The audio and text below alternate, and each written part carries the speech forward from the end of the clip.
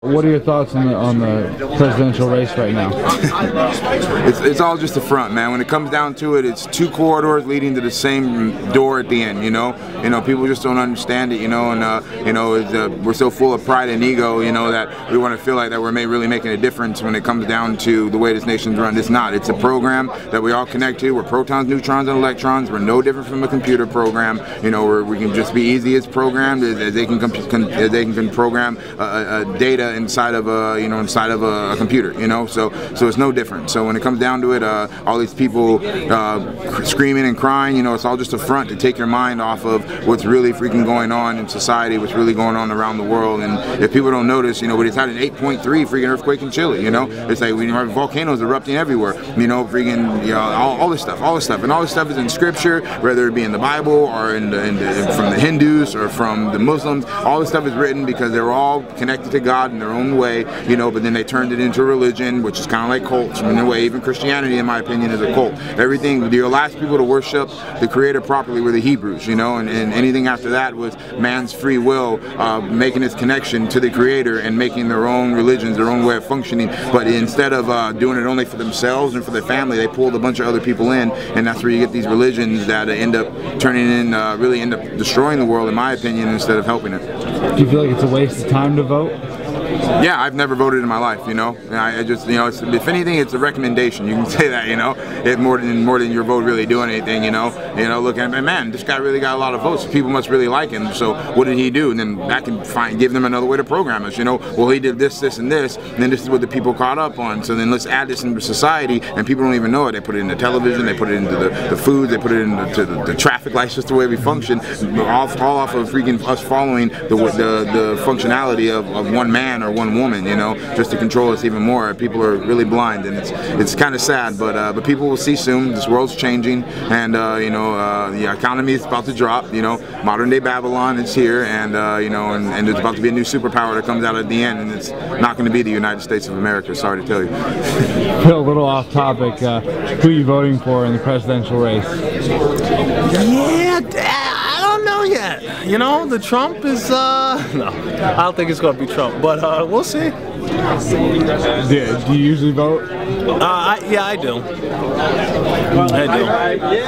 Because a lot of people, I was talking to a few others, they think it's a waste of time these days, and that it's all about, we're going to be controlled either way. Do you believe in the system? Every system has its flaws. Our system, our Constitution is no different. I think that. Yeah, I wouldn't even say I'm for a particular party anymore. I'm kind of stuck between, my interests lie in so many different things, and no one person represents that. So I don't know what to vote for.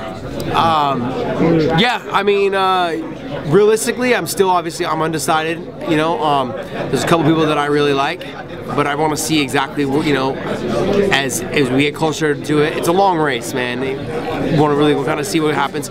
I'll be watching the first Democratic one as well, debate coming up, and I want to really just kind of see what all of them have to say. I want to see what's going on all their areas. Right now, I mean, like, if I was to kind of narrow it down, because I haven't seen the Democratic one, but if I was to narrow it down between the conservatives, I would say right now, Fiorina is really kind of leading the way. I watched last night. She really sparked my interest a lot. She's very well educated, obviously, but very stern, very not back down. I mean, like, she's very. She convinced me last night that she could be a true leader, and that was impressive. That was very impressive on her part. She spoke with confidence. A lot of people say she should have smiled more, but the material she was talking about was very serious, and so I could see why she came across very serious. As far as other guys, I really like Marco Rubio and Chris Christie.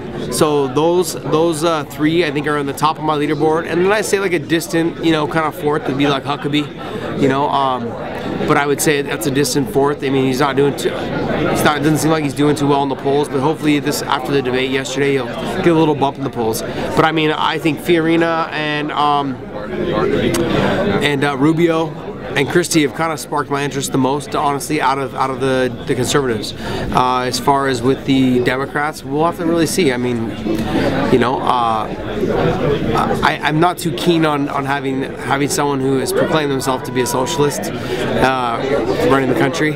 So I can't say that I'm leaning that way at all. But I would like to hear Hillary's comments and her clarification on obviously her email scandal and Benghazi and exactly where she's coming from, because she's going to be tested during these debates on these type of subjects. And I want to know if Biden's going to get in the race. I mean, that to me is the most interesting part of it all. Is Biden going to get in this race? And if he is, to me, then he's probably the most presidential out of the Democratic Party that they have nominated right now. So those are right now my picks.